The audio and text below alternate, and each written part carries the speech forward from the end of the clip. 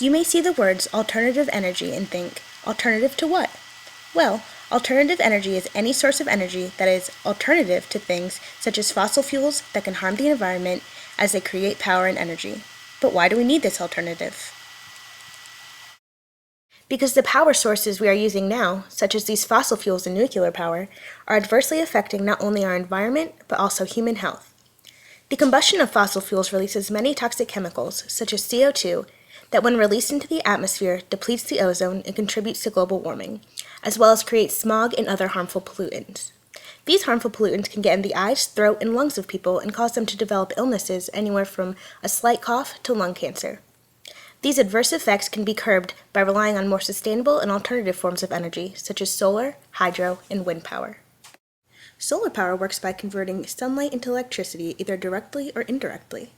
Hydropower works by harnessing energy from falling or running water. It can do this through the use of tidal turbines and water mills. And wind power works by converting wind energy into useful forms of energy through the use of wind turbines in an open field. There are several countries across the world that are attempting to create a purely alternative system in which to generate their power. The most common trend I found throughout each article was that the upfront cost for developing alternative and sustainable energy systems was the factor keeping most governments at bay. In fact, in some cases, such as an attempt in Wales to create a wind farm that would provide over 2,000 people with jobs and create a sustainable society, has received little to no support by the Welsh government due to the extreme startup fee of building the wind turbines and getting them situated. Another example of this resistance to upfront costs can be seen in Jersey, an island off the coast of France that wants to become self-sufficient when it comes to energy, because as of now it relies solely on France for its energy needs.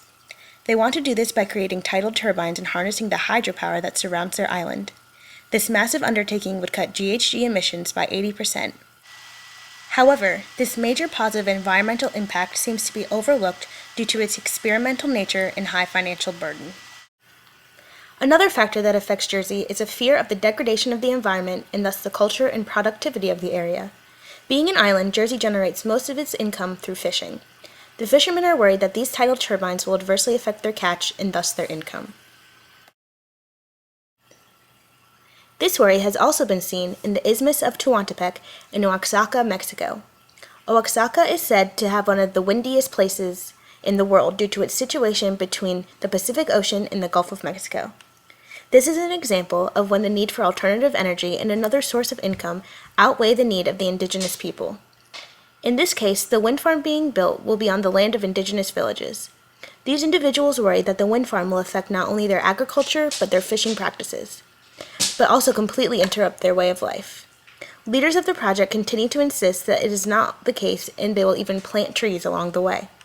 Villagers and committee members of the Union of the Northern Zone and Isthmus Communities are not having this as an excuse. The only article I read in which both government was pushing for alternative energy and the citizens were on board was in Nepal's push for hydropower, but this is still in its beginning stages. Another commonality that these attempts at alternative energy have is that small corporations begging to educate the masses on the need for these alternative sources are for the most part spearheading them.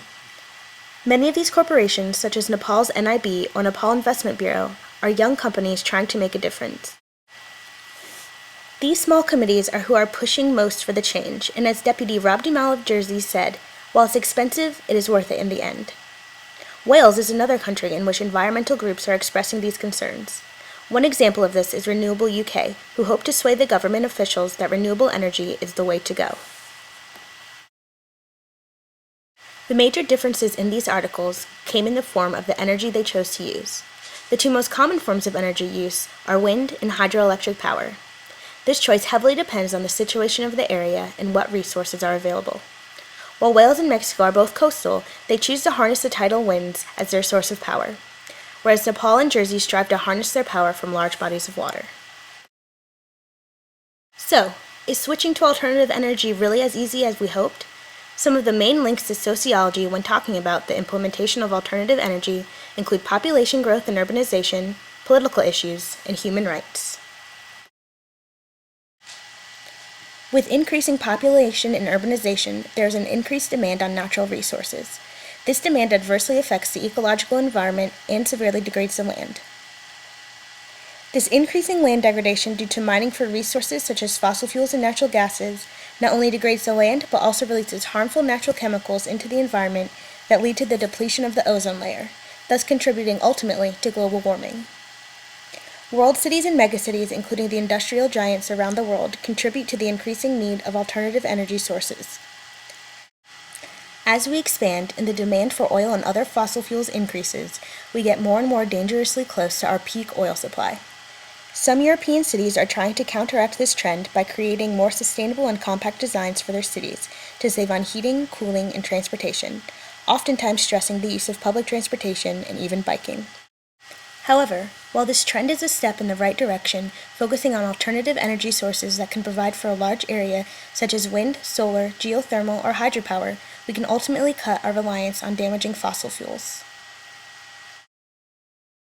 There are also several political issues that can be attributed to the trend of alternative energy. Oil provides a massive income for several nations. The steady trade has had a heavy impact on whether or not the country is willing to develop an alternative energy system. Here is where the upfront cost and lack of reliability play a big role. Since some countries have a comparative advantage over others in that their natural resources provide an economic advantage in oil trade over others, they are very hesitant to move away from this and create a more sustainable course of action. This has been a developing problem ever since the dawn of industrialization. As seen in the dependency theory, the income of these countries is dependent on the trade of oil, and the other countries depend on this country's sales. Another factor that alternative energy has the potential to affect is human rights, especially in the case of Oaxaca, Mexico, where indigenous peoples are being forced to give up areas of their land. In this case, the need to get ahead and develop new form of energy is the main factor in creating an alternative system, not saving the environment. In some cases, political powers, such as those belonging to organizations such as the Organization of Petroleum Exporting, depend on certain gross GDP and will mine in areas that were previously protected just to earn the income. One specific example of this is the mining of oil in the wildlife refuge in Alaska.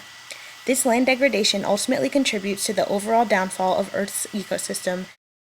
Researching alternative energy has taught me that it is definitely not as much of a no-brainer as I once thought.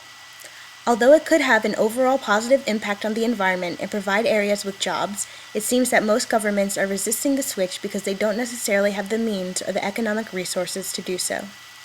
Other areas simply do not want to risk their steady income.